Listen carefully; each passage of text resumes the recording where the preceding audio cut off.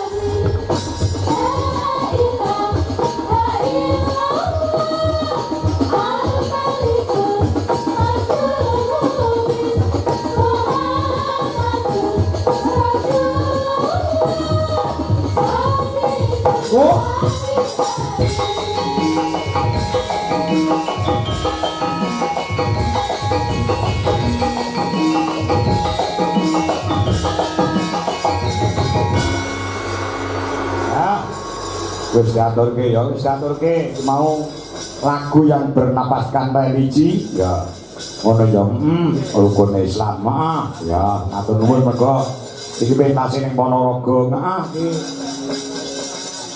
utamane ana ning Wago Meguan ngono ya sembah nuwun untuk para tamu undangan sing pareng rawuh ya nduk iki utamane saka Kepala Dinas PMD Kabupaten Ponorogo Pendhane Bapak Haji Tony Sumarsono SS MSI malam ini juga kepareng rawuh ngono ya datang kantun Wakil Ketua DPRD Ponorogo Pendhane Pak Pamuji ya kepareng rawuh ya Forkopimka ya Kecamatan Sambit ya kepareng rawuh uga mau Pak Lurah ya kepareng paring dawuh ya Pak Camat ya Pak Camat Pak dan Ramil Pak Kapolsek ya kepareng rawuh ya uga kepala desa sewilayah Kecamatan Sambit ya bengi pareng rawuh ngaturaken sugeng rawuh ya ngaturaken sugeng lenggah sugeng amil sani ya ngono ya nek ora menutup mata nek Ponorogo kuwi sing sering pintas ana kene adinku Nduk Mas Cahyo Kuntadi ngono ya awake dhewe kulinane ning daerah Nganjuk sing kerep lah ya ing alhamdulillah tahun ini awake dhewe sawetara sawise Dewi ini ana ing prajekan delalah ana ing ngadesanan ya pengin awake dhewe iso kelakon insyaallah muga-muga mengko